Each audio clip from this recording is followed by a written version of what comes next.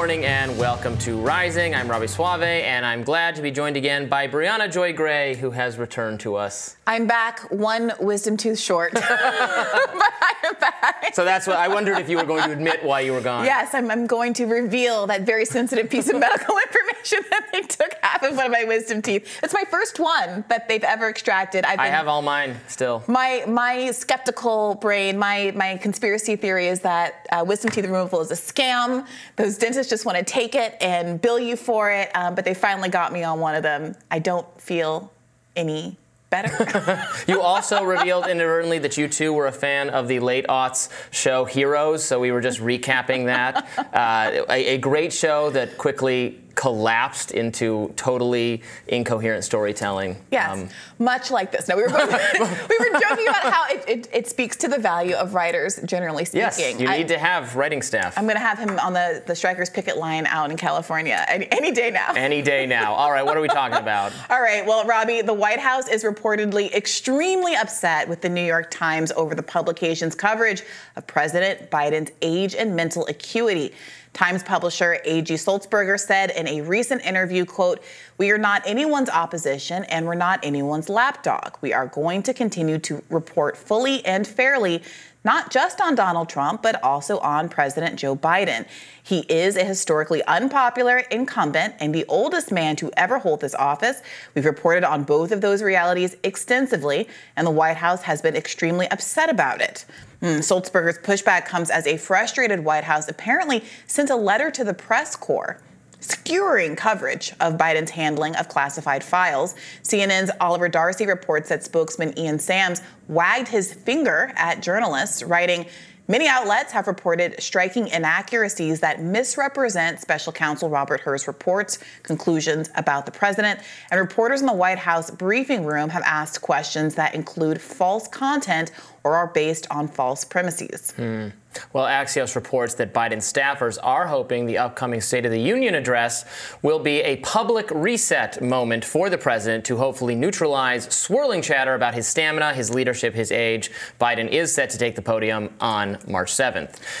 So the irony here is that, frankly, yes, there have been, I think, a surprising number of articles that acknowledge that Biden's age is a problem. Yeah, the floodgates have broken. But that is after literally years of denying that there was anything to see here at all. So to now be complaining about the fact that the New York Times is finally doing its job in this limited respect really demonstrates how much fealty the White House expects from the liberal papers of record.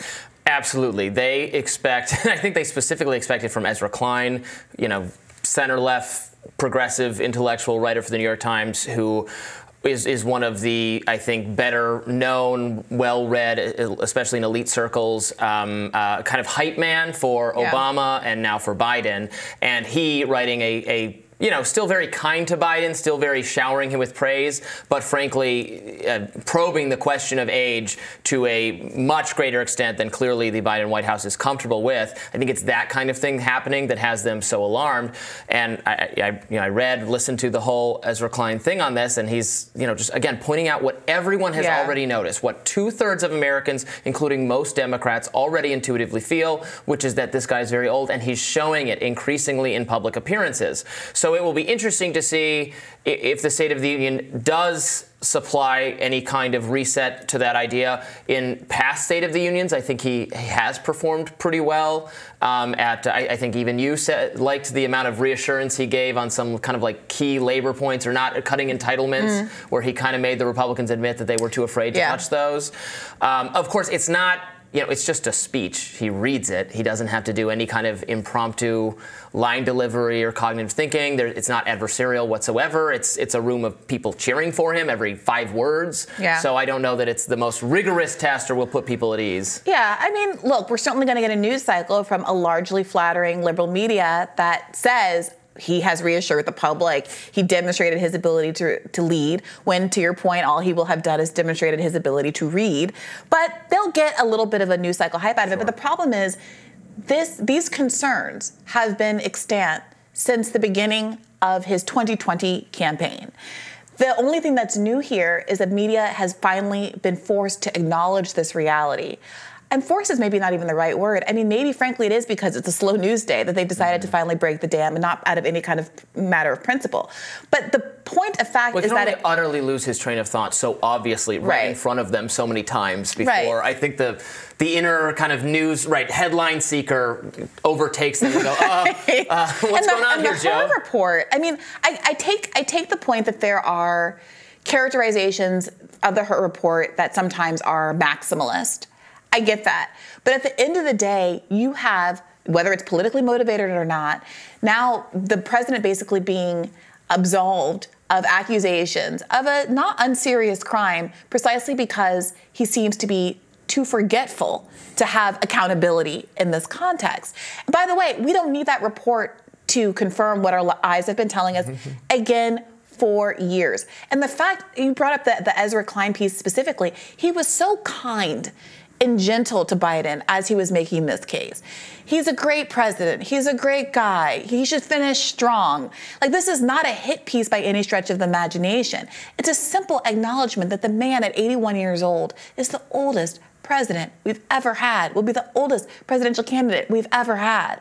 And that most of the public, including a majority of Democrats in your own party, think that that's a concern. At the same time that he's polling so horribly, not just in general election polls, which are bad enough, but in the specific states that he needs to win, at times down 10 points to Donald Trump, who, as liberals love to announce, been indicted dozens and dozens of times and just is facing a multi-million-dollar judgment out of New York and has all of these problems, and even that isn't hurting him as much as the fact that Joe Biden is perceived to be incompetent to serve. I was reading a Nate Silver Substack piece on this subject, and he was saying, like, look, okay, a year ago you could have made the case, well, the polls, it's too far out for them to have any predictive power, and the economy's bad, but his numbers could improve once that turns around. But now they are predictive. It's close enough that they do have some, you can read something into them. The improving economy hasn't really changed the direction of his polls. And before you could say, well, it's not clear it's him versus Trump, even though it is going to be him versus Trump. So it's kind of muddled where people's thinking are. Now everybody kind of understands that. And these polls do carry more weight. Look, obviously it's too late, unfortunately, to run a primary process the proper way, where you actually have a competitive field of alternate candidates. And then if Biden wins, fine. That's what happened. But they didn't do that at all. They did no debates. The DNC did not facilitate an actual process.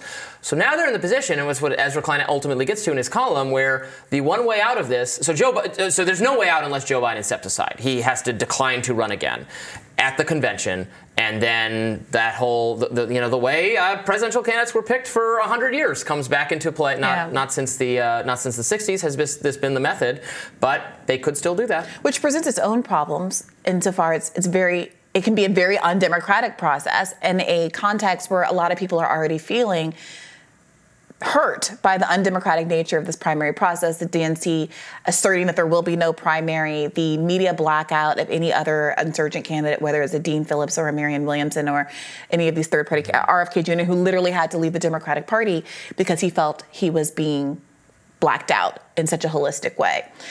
So here we are. I just wanted to note again, Ezra Klein opens this piece that the Biden administration is melting down over by saying, my heart breaks a little bit for Joe Biden. It's really the nicest, softest touch you can imagine for a piece like this. And still, knives are out for the New York Times. Of course. All right, we will continue to monitor this situation, and we'll have more Rising right after this.